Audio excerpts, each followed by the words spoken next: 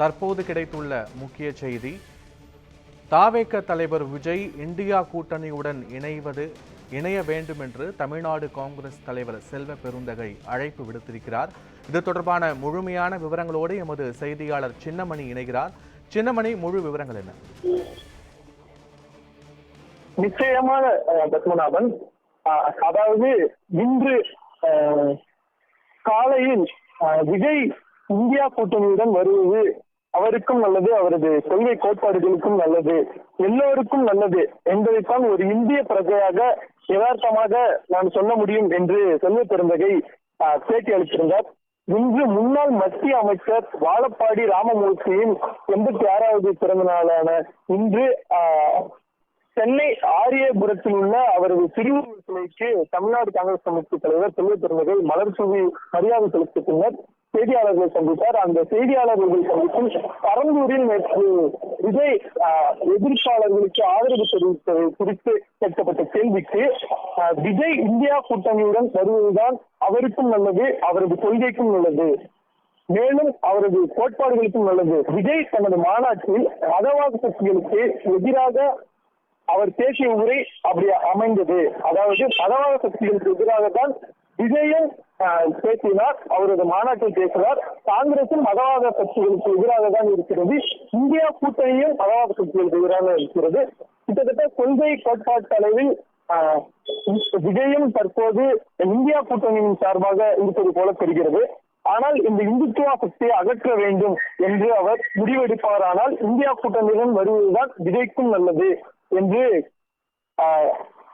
செல்வ பெருந்தகை கூறியிருந்தார். மேலும் அவரது கொள்கை கோட்பாடுகளுக்கு எல்லாருக்கும் நல்லதாக இருப்பதாகவும் இந்திய பிரஜையாக யதார்த்தமாக நான் சொல்கிறேன் என்று செல்வ பெருந்தகை விஜய் குறித்து கூறியிருக்கிறார். முழுமையான விவரங்களுக்கு நன்றி சின்னமணி.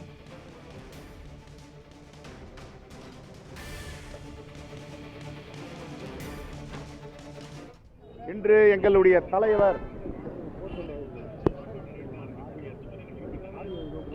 RSS போன்ற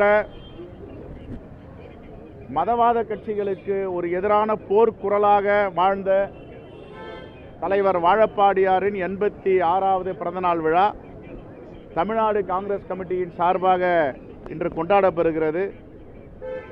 அவருடைய காலத்தில் ஒருபோதும் இந்த மதவாத சக்திகளை தமிழ்நாட்டில் மட்டுமில்லை, தென்னிந்தியாவில் இல்லை, இந்தியாவிலே கால் பதிக்க விடக்கூடாது என்று போராடிய மாபெரும் தலைவர் வாழப்பாடியார்.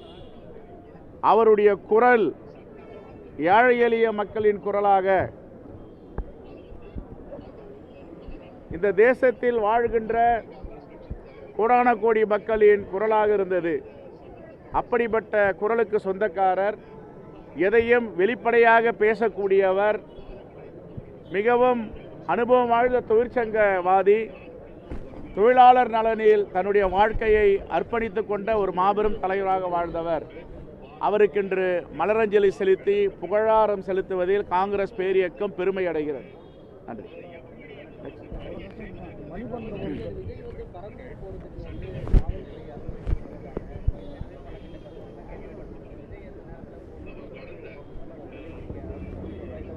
பரந்தூர் அவர் போன்ற ஏகனாபுரம், ஸ்ரீபெரும்புதூர் என்னுடைய தொகுதியில் வருகிறது. நான் பலமுறை சென்று பார்த்திருக்கிறேன்.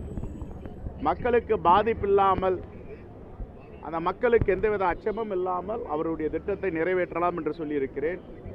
தொடர்ந்து மக்களிடம் கலந்தாய்வு செய்திருக்கிறார்கள்.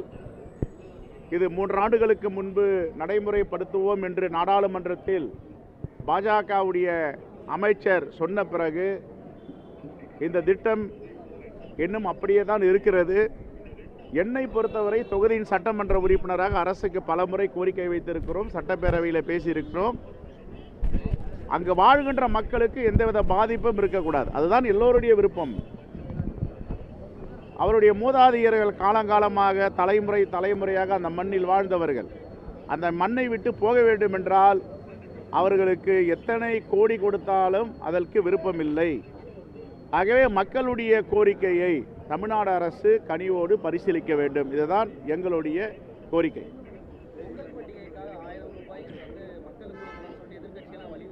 நாங்களும் வலியுறுத்தினோம். அதான் இப்போ நீங்க வந்து ரொம்ப ஸ்ட்ராங்கா வலியுறுத்தி இருக்கீங்க. இது திமுக கூட்டணிக்கான ஒரு அதிருப்தி மக்கள்கிட்ட ஏற்படுத்தும். அதிருப்தின்லாம் சொல்ல முடியாது. நிதிநிலை ஆதாரம் எவ்வளோ மோசமாக இருக்குன்னு எல்லோருக்கும் தெரியும்.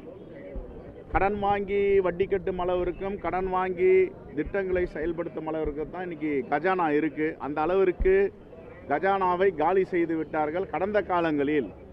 இப்பொழுது இருக்கின்ற அரசு நிதி மேலாண்மையோடு சிறப்பாக செயல்பட்டு வருகிறது. இன்னும் அந்த 1000 ரூபாய் பொங்கல் தொகுப்பு பரிசு கொடுத்திருந்தால் மகிழ்ச்சி அடைந்திருப்பார்கள். அதையும் நாங்கள் வலியுறுத்துகிறோம். எவ்வளவோ கடன் வாங்குகிறோம், இதற்கும் கடன் வாங்கியிருக்கலாம் என்று. இப்பொழுது தமிழர் திருநாளாம் பொங்கல் திருநாள் கடந்து விட்டது. இனிவரும் காலங்களில் விஜய் இந்தியா கூட்டணியுடன் இணைவதுதான் அவரது கொள்கைக்கும் கோட்பாடுக்கும் நல்லது என்று செல்வ பெருந்தகை தெரிவித்திருக்கிறார். இது தொடர்பான கருத்துக்களை பகிர்வதற்காக அரசியல் விமர்சகர் ரவீந்திரன் துரைசாமி இணைந்திருக்கிறார். சார் வணக்கம். விஜய் இந்தியா கூட்டணியோடு இணைவதுதான் அவரது கொள்கைக்கும் கோட்பாடுக்கும் நல்லது அப்படின்னு செல்வ பெருந்தகை சொல்லியிருக்கிறார். உங்களுடைய பார்வை என்ன? செல்வ பெருந்தகையின் கருத்து முழுக்க சரி. விஜயின் நிலைப்பாட்டை வைத்துதான் செல்வ பெருந்தகை அவர் கூறுகிறார். பாஜகவை தன்னுடைய கொள்கை எதிரி, தத்துவ எதிரி என்று கூறியிருக்கிறார்.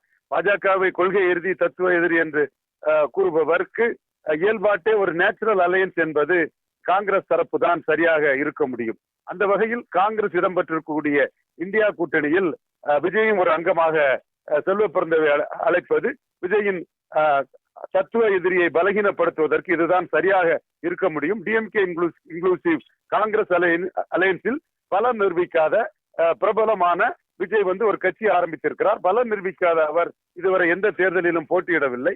அந்த வகையில் இந்தியா கூட்டணியை வலுப்படுத்தக்கூடிய வகையில் 2026ஆம் ஆண்டு வரும் தேர்தல் காங்கிரஸ் இடம்பெறும் இந்தியா கூட்டணிக்கு வரும்படி செல்வ பெருந்தகை விஜயை சரியான முறையில் அழைத்திருக்கிறார். விஜயின் அரசியல் நிலைப்பாடுகளும் செல்வ பெருந்தகையின் அழைப்பு சரி என்றே காட்டுகிறது. ஏற்கனவே விஜய் அவர்கள் காங்கிரஸில் இணைய விருப்பப்பட்டு ராகுல் காந்தி அவர்களை சந்தித்து இளைஞர் காங்கிரஸ் பதவி கேட்டபோது இளைஞர் காங்கிரஸ் பதவிக்கான வயதை விஜய் கடந்து விட்டார் என்ற அடிப்படையில் தான் அந்த பதவி அவருக்கு வழங்கப்படவில்லை. மற்றபடி அவர் சோனியா காந்தி அவர்கள் குடும்பத்தின் மீது நன்மதிப்பை பெற்றவர். இந்திய அளவில் ஒரு காங்கிரசுக்கு ஆதரவான ஒரு நிலைப்பாட்டில் தான் 2024 கட்சி ஆரம்பித்த விஜய் அவர்கள் தான் கட்சி ஆரம்பித்தால் காங்கிரஸ் எதிர்ப்பு தான் கட்சி ஆரம்பித்தால் பாஜக எதிர்ப்பு வாக்குகளை பிரித்து பாஜக வெற்றிக்கு வழிவகை செய்து விடலாம். சில இடங்களில் இவர் பிரிக்கும் வாக்குகளால் பாஜக வெற்றி பெறும் என்ற அடிப்படையில் காங்கிரஸ் கூட்டணியை பலப்படுத்துவதற்காகத்தான் 2024 கட்சி ஆரம்பித்த அவர் தேர்தல் போட்டியிடவில்லை. இப்பொழுதும் காங்கிரஸ் கூட்டணியின் அங்கமான திமுகவிற்கு மறைமுகமாக ஆதரவு தெரிவிக்கும் வகையிலும் மதசார்பற்ற கொள்கைகளை பலப்படுத்தும் விதமாகவும் அவர் ஈரோடு கிழக்கில் நடுநிலை வைத்திருக்கிறார். அந்த வகையில் அவருடைய நிலைப்பாடுகள் மக்களவை தேர்தலில் வாக்கை பிரித்து பாஜகவுக்கு அனுகூலம் பண்ணக்கூடாது, காங்கிரசுக்கு பாதிப்பை ஏற்படுத்தக்கூடாது என்ற நிலைப்பாடும் வரும்.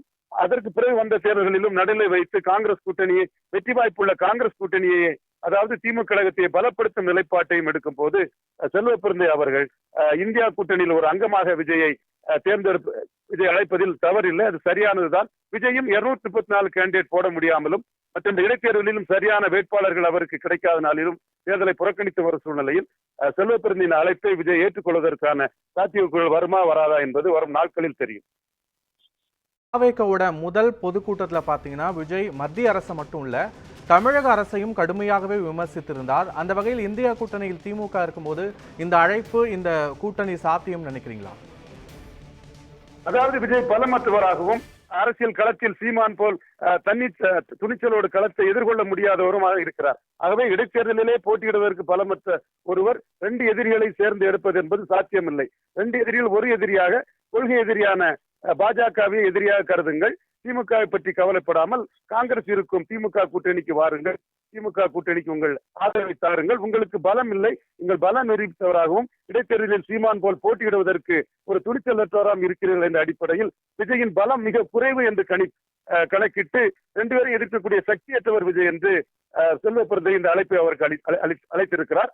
கட்சி ஆரம்பித்து மக்களவையிலும் இடைத்தேர்தல் நிற்காமல் லெட்டர் பேட் கட்சியாக இருக்கும் விஜய்க்கு இந்த அழைப்பை செல்வ பெருந்தகை கொடுத்தது சரியானது. அரசியல் அரங்கத்தில் கணக்கு சரி என்றுதான் நான் கருதுகிறேன். இணைப்பில் உங்களுடைய கருத்துக்களை பதிவு செய்தமைக்கு நன்றி சார்.